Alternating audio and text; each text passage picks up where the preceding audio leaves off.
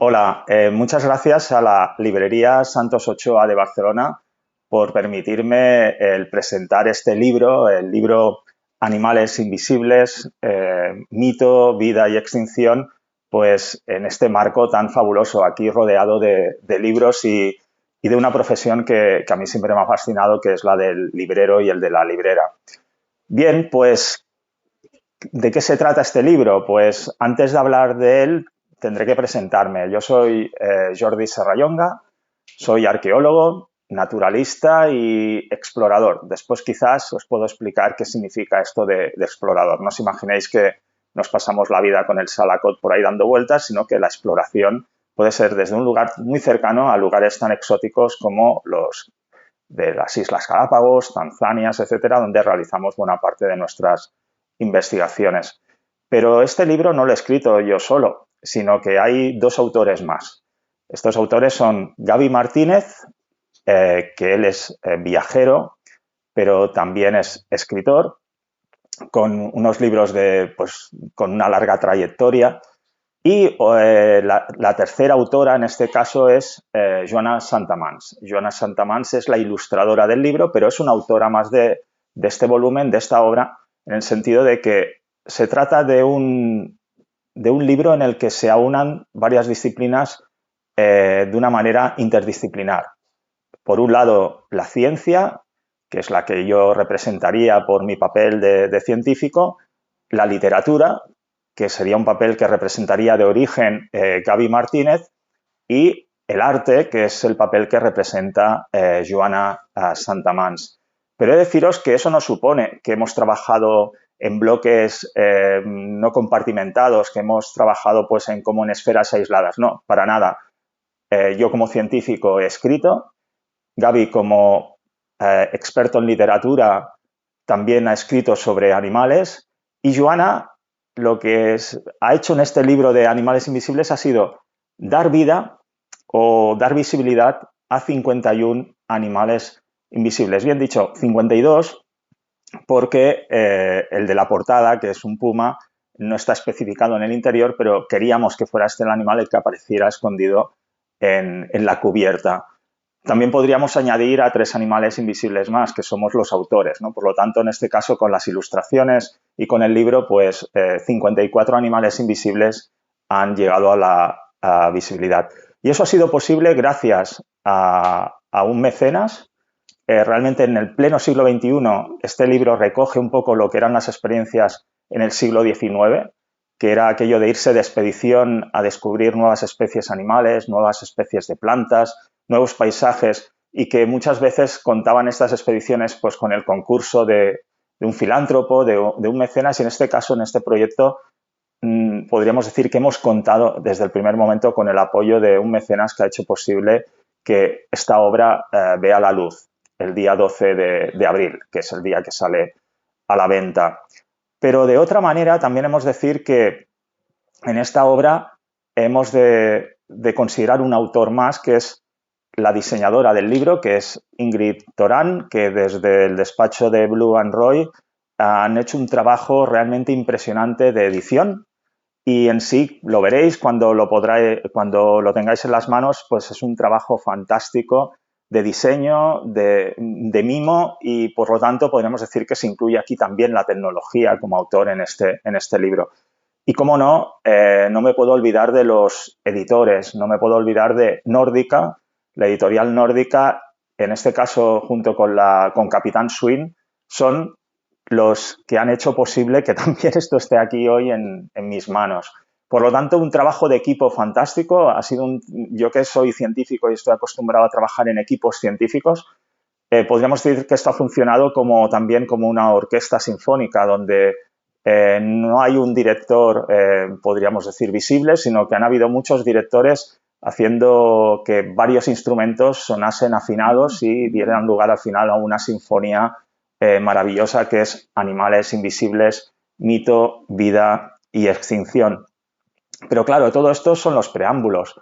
Y os estaréis preguntando, futuros lectores y lectoras, pues de qué habla este libro. Pues este libro, he citado varias veces la expresión animales invisibles. Animales invisibles es un proyecto que iniciamos Gaby Martínez y yo hace muchos años. Cuando digo muchos años, estamos hablando de más de una década atrás. Y en este proyecto, pues Gaby y yo lo que queríamos era que de alguna manera esos animales que íbamos viendo, que íbamos oyendo hablar de ellos durante nuestras expediciones por Australia, por Nueva Zelanda, por África, por las Galápagos, por varios países de América, etcétera, todos esos animales de los que oíamos hablar necesitábamos de alguna manera que se hicieran, como os decía antes, visibles. Y entre estos animales hay varios tipos. El proyecto Animales Invisibles reúne, como bien dice el título, ¿no? Esto que os digo, mito, vida y extinción, reúne a tres categorías de animales. Estas tres categorías, ¿cuáles son?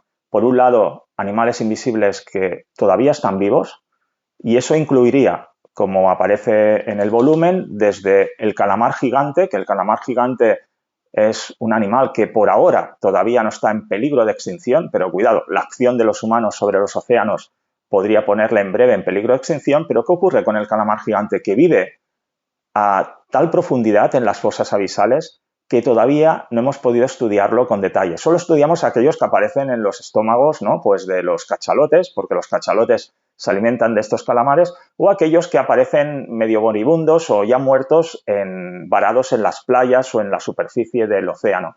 Pero no hemos podido estudiarles en su hábitat. Sí que se pudo fotografiar hace unos años atrás por parte de un equipo japonés, se pudo fotografiar a una cría de calamar gigante con una cámara trampa. Pero como no había un buzo a su lado, no pudimos ver de qué dimensiones se trataba para lo que es el mundo, ¿no?, exterior. Esto, pues el de la pescadería de mi barrio diría que era un calamar más, ¿no?, en la fotografía. Entonces, de alguna manera existen animales que todavía tenemos que ir a descubrir, que tenemos que ir a explorar, y estos serían animales invisibles, pero por desgracia la mayoría de animales vivos invisibles son aquellos animales que por culpa de la acción antrópica, de la acción del ser humano, antes eran muy abundantes.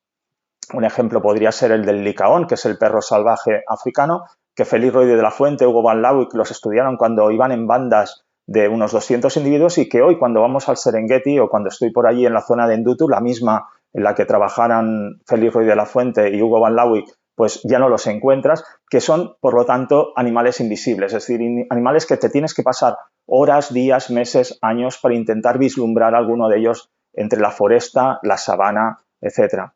Por otro lado, tenemos animales invisibles extintos, por lo cual no los veremos jamás. Son animales como el mamut, que ya desaparecieron no hace mucho, en este caso, como el megaterio, pero que desaparecieron en el pasado. Otros sí que desaparecieron hace mucho tiempo, como son los grandes dinosaurios. Todos ellos son animales invisibles por el hecho de estar ya en un proceso ya declarado de extinción.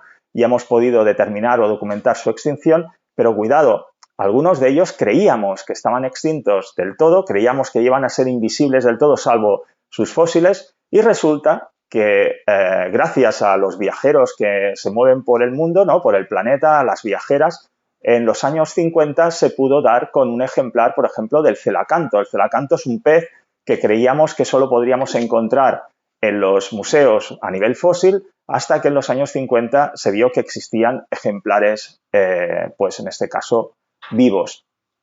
Otra categoría de animales extintos es la de los animales míticos. ¿Qué ocurre? Que en todas las culturas humanas existe un bestiario, ¿no? Existen mitos, existen cuentos acerca de ogros, monstruos, sirenas, podríamos decir, pues, bestias feroces que son capaces de raptar a los niños, a las niñas, a las jóvenes, a los adultos, ¿no? ¿Y qué ocurre? Que estos son animales que un científico jamás podrá decir que existen. Ya los hemos detallado en el libro, estos animales invisibles míticos, con la postilla, porque siempre hemos citado las especies científicas, con la postilla de sin evidencia científica. ¿Pero qué ocurre? Que en algunos casos también animales míticos que creíamos que no íbamos a encontrar jamás, resulta que los hemos encontrado, ¿no? Por ejemplo, los exploradores ingleses, franceses, belgas, que iban por el centro de África, incluso también exploradores catalanes, españoles, que iban por allí, por estas tierras, oían hablar a los Batka, a los Mbuti, que son etnias cazadoras recolectoras de allí del centro de África y del África Occidental, les oían hablar sobre un animal que era medio, que parecía como una especie de jirafa, pero que también tenía como un aspecto de cebra y que también tenía un aspecto de antílope, ¿no? Claro, estos exploradores dijeron, bueno, esta gente siempre con sus mitos, con sus tótems, con sus fetiches, este animal no debe de existir. Hasta que empezaron a encontrar huesos extraños. Incluso uno de estos exploradores encontró un trozo de piel rayada que cuando la llevó a Londres la interpretaron como una especie todavía no definida de cebra.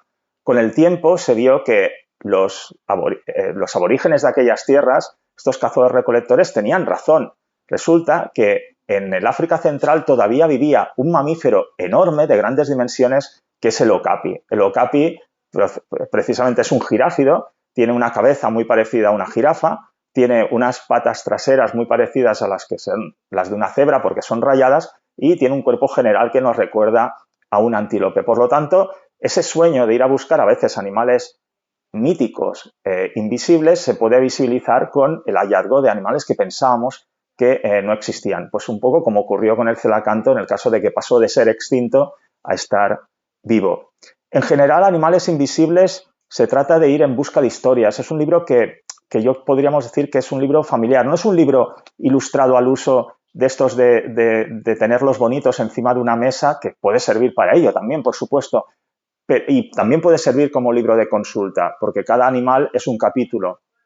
Pero yo recomendaría, o los autores recomendamos, que este libro lo leáis como un ensayo, desde la primera página a la última, porque los animales, que empezamos por los animales, pues podríamos decir, en este caso extintos, pasamos a animales vivos, hacemos una alusión a animales míticos y volvemos a los animales vivos, acabando en este caso por la gran barrera de coral, que es el único animal invisible que nosotros podemos ver visible desde el espacio, desde una nave espacial, desde la estación espacial, es visible la gran barrera de coral, pero esa gran barrera de coral está desapareciendo a marchas forzadas y habrá un día que será solo blanco. Por lo tanto, ese blanco querrá decir que hemos acabado con esa especie. ¿Qué ocurre? Que todos esos animales están aquí y hay que leerlos de la primera a la última página. Muchas gracias a Gaby Martínez, a Joana Santamans, a Nórdica, a Capitán Swing y a todos los que habéis hecho posible este libro y los que lo vais a leer.